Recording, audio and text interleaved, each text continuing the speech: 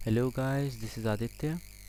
और अभी तक हम अभी तक शायद 3 ट्यूटोरियल कर चुके हैं और ये चौथा ट्यूटोरियल है। और हमने लास्ट ट्यूटोरियल में ये हेडिंग के बारे में सीखा था कि हम अलग अलग साइज़ की हेडिंग्स कैसे डालें। अगर हमें कोई भी, समझ लो, अपनी वेबसाइट पे आर्टिकल डालना है तो हमने हेडिंग के बारे में सीख लिया और नॉर्मल टेक्स्ट हमें डालना आता था, ठीक है। लेकिन अगर हमें अलग अलग पैराग्राफ डालने हो तो हम उसके लिए एक टैग होता है। अगर मैं पैराग्राफ्स इंक्लूड करना चाहता हूँ, जैसे आर्टिकल्स में पैराग्राफ्स होते हैं, जैसे 2 3 या 4 पैराग्राफ में कोई भी आर्टिकल लिखा हुआ है तो उसके लिए एक पैराग्राफ का टैग होता है। तो जैसे पहले मैं ये सब कुछ हटा देता हूँ। तो पैराग्राफ का टैग होता है ऐसे, ये एंगुलर ब्रैकेट्स के अंदर स्मॉल p और एंडिंग विद वही फॉरवर्ड स्लैश और p, ठीक है। इसके बीच में अगर मैं कुछ भी लिखूँगा तो वो एक पैराग्राफ की तरह हमारे ब्राउज़र में शो होगा। जैसे मैंने इसे सेव किया और अब ब्राउज़र में करता हूँ तो अब आप ये सोच रहे होंगे कि नॉर्मल टेक्स्ट में और इसमें क्या फ़र्क है कि मैंने नॉर्मली ऐसे लिख दिया तब भी तो सेम चीज़ आ रही है। देखिए, सेम चीज़ आ रही है। तो फ़र्क ये है कि समझ लीजिए, अगर मुझे किसी भी आर्टिकल में, समझ लो, मेरे को 2 पैराग्राफ डालने हैं तो मैंने इसे डाला, this is a paragraph, this is my second paragraph. तो मैंने सिंपली सेव किया, ऐसे बीच में स्पेस डाल दी और फिर मैंने ब्राउज़र में देखा। लेकिन मैंने क्या देखा कि दोनों के दोनों सेम लाइन पे है। तो इसी वजह से हम पैराग्राफ टैग यूज़ करते हैं। असल में क्या, HTML ये जितनी भी ब्लैंक स्पेसेस है, एंटर वगैरह, ये कुछ भी रीड नहीं करता। अगर हमें, जैसे एक और चीज़ दिखाता हूँ, ये जो भी ब्लैंक स्पेसेस को है वो कभी भी एक्सेप्ट नहीं करता। जैसे कि मैंने इधर बहुत सारी स्पेसेस दी, तो अगर मैं इसे ब्राउज़र में देखूँगा अपने, तो ये सिर्फ एक ही स्पेस काउंट करेगा। बाकी जो एडिशनल हमने इतनी सारी 10 12 स्पेसेस दी है, ये इसे काउंट नहीं करेगा। तो HTML क्या करती है, इसे इग्नोर कर देती है, एक्स्ट्रा स्पेसेस को। तो उसके लिए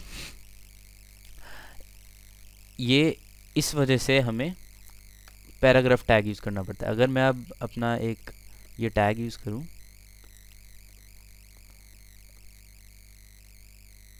और अब एक और पैराग्राफ में इंक्लूड करना चाहूँ तो सिंपली मैं दिस इज़ सेकंड पैराग्राफ, ठीक है। तो अब मैं रिफ्रेश करूँगा तो आप देखिएगा ये दोनों एक अलग पैराग्राफ में आए, बीच में एक लाइन की स्पेस देके। तो ये हम आर्टिकल्स में अगर हम कोई पैराग्राफ लिखना चाहे तो ऐसे हम लिख सकते हैं। अब अगर मेरा, समझ लीजिए, मेरा जो पैराग्राफ है बहुत लंबा है, जैसे कि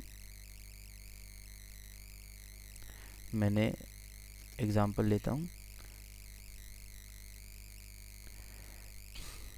इसे बहुत लंबा है, ठीक है।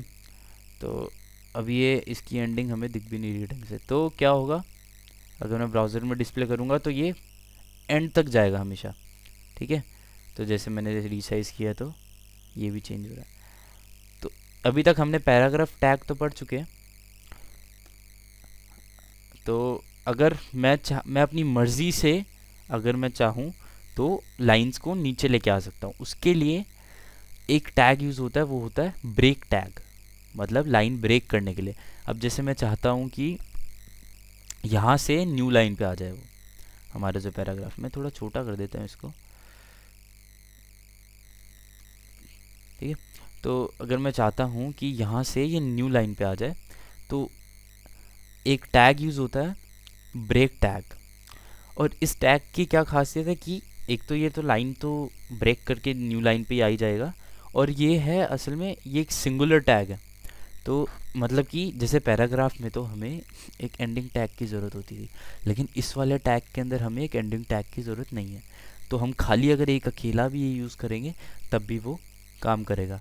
तो अगर जैसे मैंने एक यहाँ पर यूज़ किया, एक मैंने यहाँ पर यूज़ कर दिया और एक मैंने थोड़ा यहाँ पर, ये थोड़ा ज़्यादा लंबा हो गया।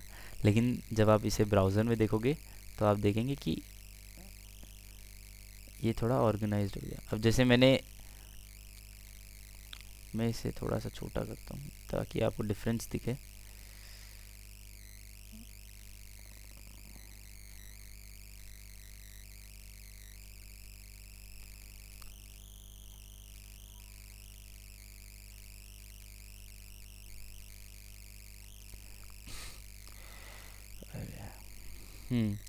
तो अगर मैं अब इसे रन कराता हूँ तो देखिए मैंने यहाँ पर एक ब्रेक डाला, जैसे ही मैंने ब्रेक लिखा वैसे ही ये यहाँ पर इधर आके ब्रेक हो गया, और फिर दिस इज सेकंड पैराग्राफ के बाद फिर से ब्रेक हो गया। तो अब देखिएगा जब मैंने दो अलग अलग पैराग्राफ यूज़ किए थे तो बीच में एक लाइन की स्पेस थी इधर, लेकिन जब मैंने ब्रेक यूज़ किया तो कोई लाइन की स्पेस नहीं थी, क्योंकि उसने बस एक न्यू लाइन से हमारा अगले वाला पार्ट वो न्यू लाइन से स्टार्ट कर दिया। तो ये था हमारा पैराग्राफ टैग और लाइन को ब्रेक करने के लिए ब्रेक टैग। तो अगर हम एक छोटा सा आर्टिकल बनाना चाहे इसको यूज़ करके, तो मैं एक, जैसे हमने हेडिंग बनाना सीखा है अभी तक, मैंने लिखा this is my website,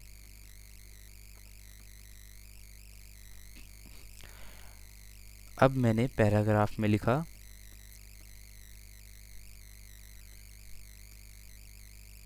hello I am very excited.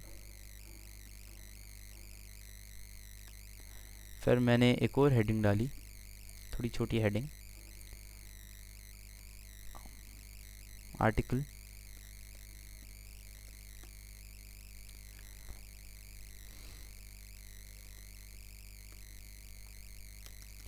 और इधर मैं कुछ भी लिख सकता हूँ जैसे आई लव HTML।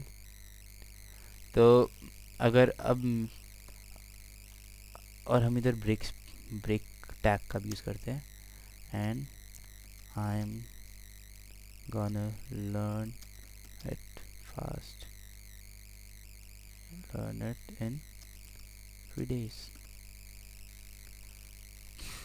अब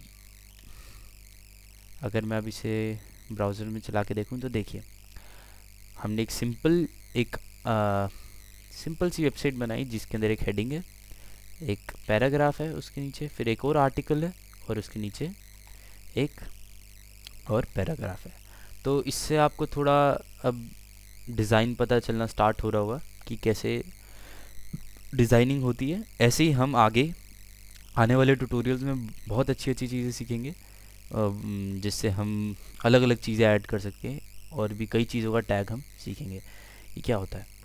तो अभी तक इस ट्यूटोरियल के लिए तो इतना काफ़ी है, और ढंग से इसका हल्का फुल्का प्रैक्टिस करके देख लीजिएगा। ठीक है, थैंक यू गाइस।